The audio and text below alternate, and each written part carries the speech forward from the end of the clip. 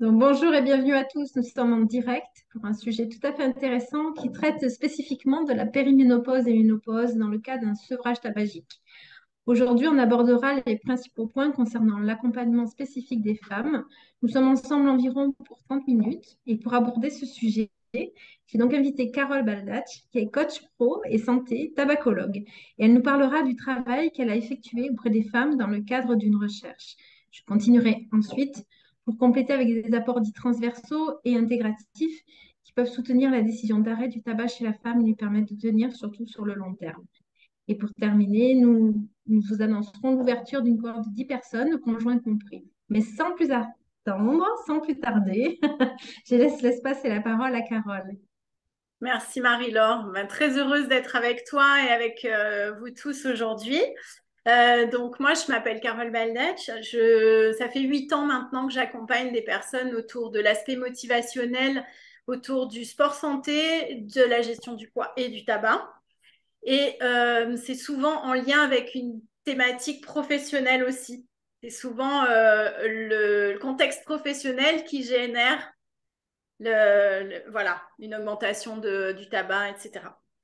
Donc, les points que je voulais aborder aujourd'hui, c'était autour de trois sujets. Pourquoi je me suis intéressée à la périménopause en tant que coach et tabacologue?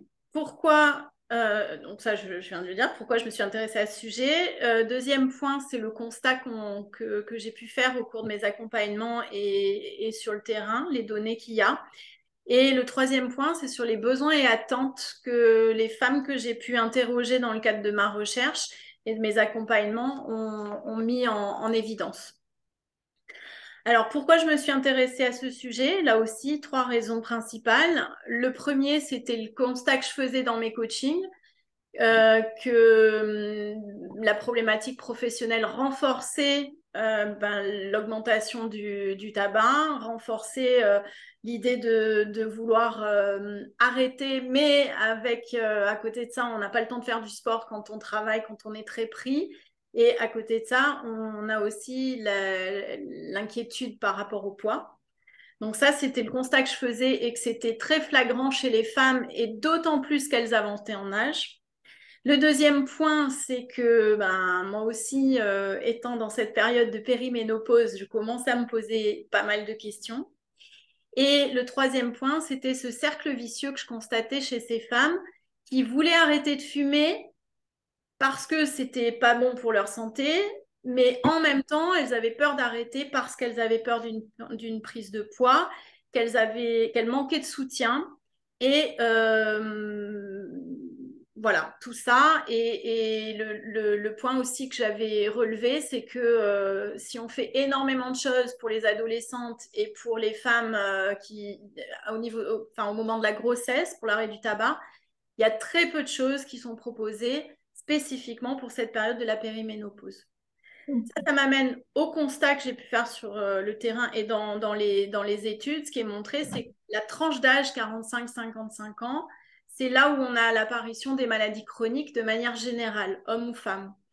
Quand on sait que le tabac, c'est le facteur de risque, un des facteurs de risque principaux et voire majeurs dans beaucoup de maladies chroniques, et notamment le facteur de risque principal des maladies liées au tabagisme, que sont les maladies cardiovasculaires, les bronchites chroniques et aussi le cancer du poumon. Je suis sur la région Corse, je suis très sensible au cancer du poumon sur la région Corse parce qu'on a des taux énormes. Et ce qui m'avait marqué aussi dans les chiffres clés, c'est que en France, le tabagisme féminin, c'est le plus fort au monde. Voilà. Donc, et je me disais, mais est-ce qu'on a des accompagnements dédiés spécifiquement aux femmes? Voilà, pas forcément, et encore moins dans cette tranche d'âge. Et puis le dernier point sur le constat, c'est que les femmes comme les hommes, elles veulent absolument arrêter de fumer. La seule chose, c'est qu'on n'est pas égaux dans le maintien. Elles ont vraiment la rechute est beaucoup plus fréquente chez les femmes. Elles ont du mal à maintenir l'arrêt dans le temps, contrairement aux hommes. Euh, dans les études, ce que j'avais pu relever, c'est qu'ils ne savaient pas expliquer pourquoi. Il y a vraiment très peu d'études qui sont faites autour de la ménopause, la périménopause. Donc, ils partent sur des facteurs biologiques, des facteurs physiologiques, des facteurs sociaux, mais globalement, on ne sait pas exactement expliquer. On sait que les hormones, ça bouleverse tout, mais comment on les dose, comment on fait, voilà, c'est très compliqué.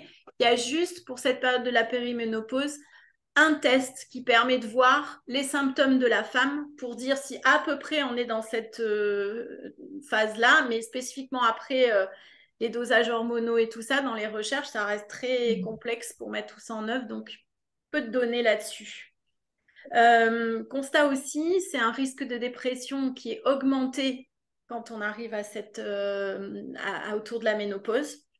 Et forcément, si on arrête de fumer à ce moment-là, ça peut aussi augmenter ce risque. Donc, je fais le lien aussi avec ce que tu traiteras, Marie-Laure, tout à l'heure, tout ce qui est anxiété, dépression, justement. Donc, tout ça fait que ça justifie le fait d'avoir un accompagnement spécifique chez les femmes qui soit beaucoup plus soutenant, beaucoup plus long aussi. Et le constat, c'est que ce qu'elles veulent, c'est que ce soit progressif. Alors qu'un homme, c'est plutôt un arrêt plutôt brutal. Les femmes, c'est progressif, c'est plus doux.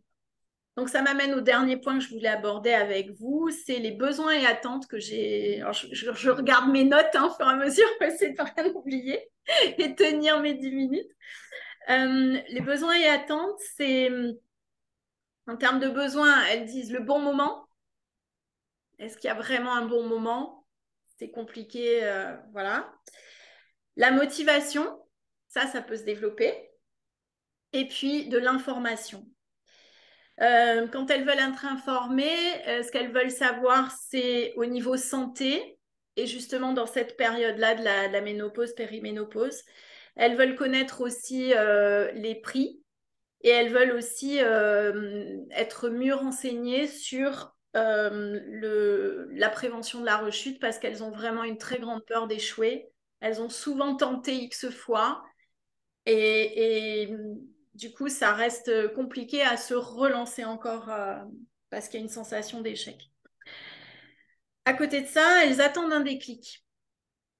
Le problème, c'est que le déclic, il y a surtout un besoin d'agir. Instant, je pense que c'est en Corse. Carole, du coup, tu as été Oui. figée pendant un petit instant. Ah, bah toi aussi, tu Je étais pense figée que de mon côté. Désolée. c'est ça. Non, mais écoute, on peut reprendre peut-être ce que tu disais juste il y a quelques instants et comme ça, on peut continuer. Je parlais du déclic. Je ne sais pas si tu m'as entendu quand je parlais de ça. Qu'elles Donc, attendent en le fait, bon moment. voilà, Mhm. elles attendent un déclic. Et le souci, c'est que le déclic, il ne peut pas venir de l'extérieur. Si vous voulez provoquer un déclic, à un moment, il y a vraiment un besoin d'agir. C'est l'action qui provoque. Il faut donner une impulsion. Ça refiche de mon côté. Ah, ça y est, Ah, c'est bon. ok. Voilà, donc elles ont peur pour leur santé. Et en même temps, elles restent dans le déni. Moi, ce que j'ai pu constater, c'est que souvent, les femmes, quand je les interrogeais, elles me disaient, oh, mais la seule chose qui me déclenchera, c'est ben, si j'ai un pépin de santé. C'est dommage parce que moi, je vois aussi beaucoup de femmes après et qui me disent à chaque fois, mais si j'avais su, si j'avais... Après, c'est malheureusement dommage parce que, voilà, autant essayer avant, même si c'est pas du tout pour culpabiliser, mais c'est de rester dans le déni n'aidera pas. Et à un moment, c'est d'oser agir et surtout de savoir qu'on peut être soutenu et soutenu au long cours.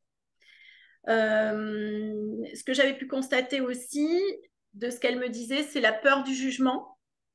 Donc, elles ont vraiment besoin d'être écoutées sans être jugées, d'être valorisées sur tous les efforts qu'elles font, sur toutes les tentatives. Et comme je disais tout à l'heure, cet arrêt progressif qui est souhaité.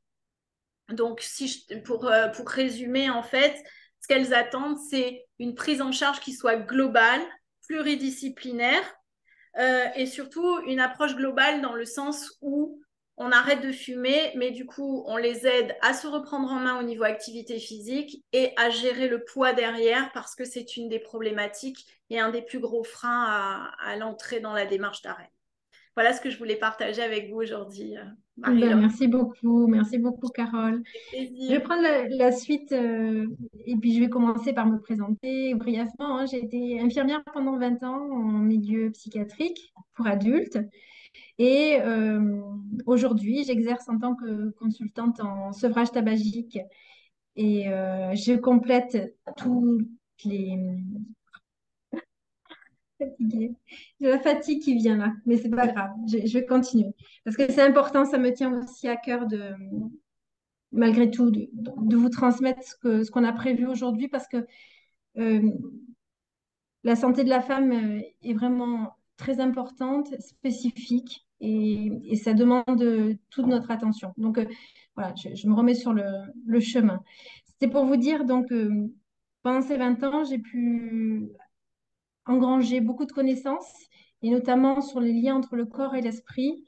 Et mes 5 dernières années ont été consacrées, avant de partir de l'hôpital, ont été consacrées à la dictologie et notamment à l'aide au sevrage tabagique. Et l'objectif aujourd'hui, c'est de vous parler vraiment de la gestion du stress, un stress qui peut cacher des troubles anxio-dépressifs qui sont souvent enfin, sous-dépistés en fait, hein. Pour faire un petit rappel, on sait que d'un point de vue épidémiologique, les inégalités de consommation entre hommes et femmes se sont réduites. Et on sait aujourd'hui que le nombre de décès a augmenté pour les femmes avant l'âge de 65 ans, contrairement à la courbe des hommes qui est devenue plutôt descendante. Mais ça, c'est le fruit aussi des prises en charge pour l'aide au sevrage tabagique qui ont été ciblées surtout pour les hommes. Et aujourd'hui, on se penche davantage sur les spécificités pour la femme. Donc, on sait que la bronchite pneumopathique, oh là là, obstructive, chronique, je vais y arriver, mais c'est terrible aujourd'hui, c'est pas grave. Mais c'est Alors, OK. et la première cause de mortalité chez la femme fumeuse, ce qui n'est pas drôle du tout. Et par contre, en termes de comorbidité fréquente, on retrouve l'ostéoporose et les troubles anxio-dépressifs. Hier, j'animais une séance de groupe et parmi les participantes, il y avait une dame qui avait été orientée par son médecin traitant justement à cause d'une ostéoporose qui devenait inquiétante et importante. Et aussi, dans la comorbidité, on trouve les troubles anxieux-dépressifs. Alors, pour les dépister, on a un test qui s'appelle le HAD et qui nous permet d'interpréter vis-à-vis d'un score qu'on obtient s'il y a ou pas des symptômes. Et il y a 3 catégories. Soit on a un doute sur une symptomatologie anxio-dépressive, soit il n'y en a pas du tout, soit elle est certaine et avérée.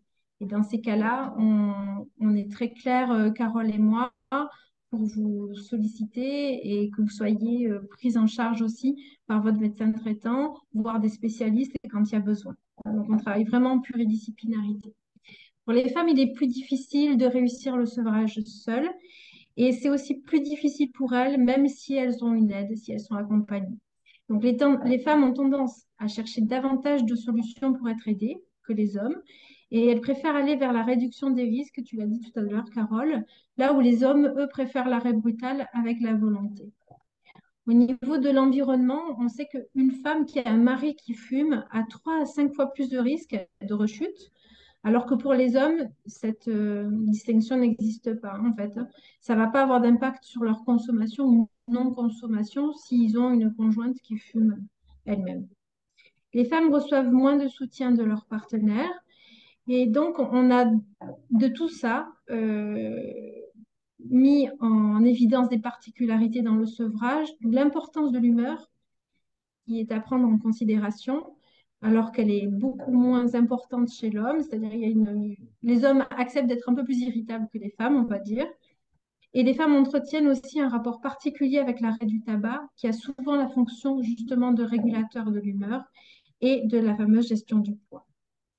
On sait que la réaction aux sollicitations de l'environnement peut être la même, quel que soit le genre. Par contre, la manière dont la situation va être traitée sera différente chez la femme parce que ça vient toucher à des zones d'activation différentes dans le cerveau.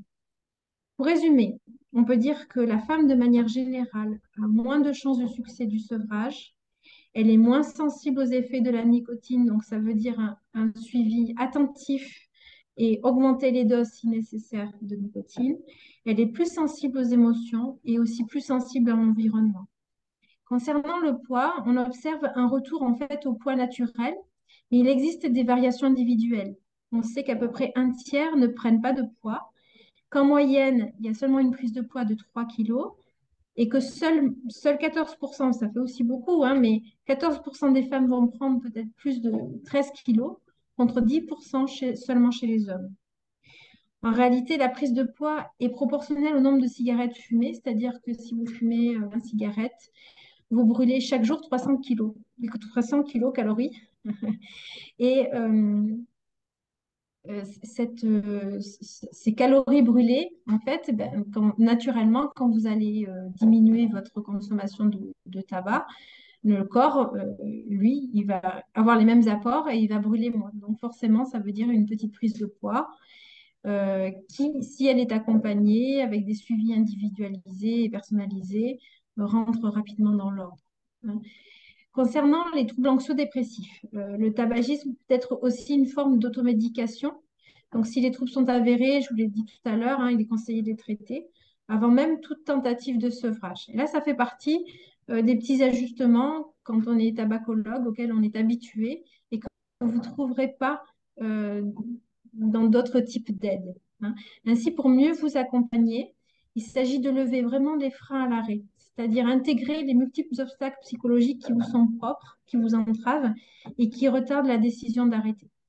Et une fois que vous avez pris la décision, la démarche d'accompagnement, ça sera la nôtre, elle se voudra empathique. On ira vous encourager dans vos efforts et on vous aidera à surmonter des défaillances s'il y en a. Donc, l'axe principal de mon travail spécifique, ce sera vraiment cette gestion du stress. Il y a des méthodes qui sont validées, notamment les techniques de TCC, des thérapies cognitivo-comportementales, la détection d'impasses sous-jacentes à la consommation du tabac et aussi un accompagnement dans des processus de deuil, par exemple, qui ont été interrompus. Et pour celles qui commenceront très prochainement, on vous offre un suivi de la gestion du poids offert dans la formule, dans l'invitation qui va suivre. Donc, on vous parle maintenant de notre offre. On a imaginé pour vous donc un atelier mensuel, un atelier collectif qui est animé par nous deux, avec tous nos talents, on va dire nos spécificités, pour vous apporter le meilleur et surtout pour vous aider à garder la motivation. Donc, ces ateliers se dérouleront sur une période de 6 mois parce qu'on veut vous aider dans la démarche dans la décision, dans l'accompagnement de la mise en place du sevrage et aussi dans le long terme pour que les échanges collectifs puissent vous aider à vous armer davantage et vous donner le maximum de ressources. Donc, on sera attentifs toutes les deux à développer autant vos ressources internes qu'à utiliser les ressources du groupe. Donc, on ouvre un premier groupe de 10 personnes maximum avec les conjoints compris. Les conjoints sont invités dans la démarche pour les raisons qu'on a évoquées un peu plus haut. Et on débute dès le 27 juin, les mardis, de 13 heures à 14 heures à la pause pour que ce soit plus simple aussi pour vous d'y participer. Un Donc, mardi si vous par avez... mois. Comment? Un mardi par mois. Oui, un mardi par mois. Donc, si vous avez envie d'avoir plus d'informations, n'hésitez pas, vous pouvez nous contacter en privé, en MP, on répondra toujours à vos questions. Et en plus de cette approche groupale, on associe à l'offre de groupe la possibilité pour chacune d'être accompagnée en fonction de ses besoins, de là où elle en est, par l'une ou l'autre, donc en fonction de là où vous en êtes. Voilà. Donc, j'ai fait le tour de ce que j'avais envie de vous parler aujourd'hui. Carole, est-ce que tu as envie de rebondir sur quelque chose peut-être? Oui, moi je vais peut-être plus cibler parce que comme tu disais Marie-Laure et quand je me suis présentée, je suis un coach pro et santé. Ma Mm. spécificité c'est de travailler sur, enfin c'est surtout l'environnement professionnel qui impacte après sur la santé. Donc moi l'accompagnement motivationnel, je le dédie surtout aux cadres et dirigeants. Mm. Voilà, je vais m'orienter plus sur parce que dedans ça veut dire aussi qu'il faut intégrer, quand je parle de l'accompagnement individuel, parce qu'il y a aussi d'intégrer des moments pour soi dans le quotidien de travail qui est déjà très lourd. Donc voilà, je m'intéresse aux cadres, dirigeants, entrepreneurs, voilà, ce Oui, public-là. plus dans l'individuel, En tu appelles individuel, ce type de personne. Hein, c'est voilà, ça, tout à fait. voilà, de manière plus spécifique. Voilà. Ok, ça va. Bah, écoutez, on s'arrête là pour aujourd'hui. Nous sommes disponibles, n'hésitez pas. La Mhm. moindre question, si vous avez envie de commenter ce qu'on vous a présenté aujourd'hui, vous pouvez le faire sous les vidéos. Vous pouvez comme ça échanger et on connectera plus facilement avec vous s'il y avait quoi que ce soit. Voilà. Donc, je vous Non, souhaite une MPO. agréable fin d'après-midi Mhm. et en espérant vous avoir apporté quelque chose aujourd'hui. À très bientôt. À très bientôt.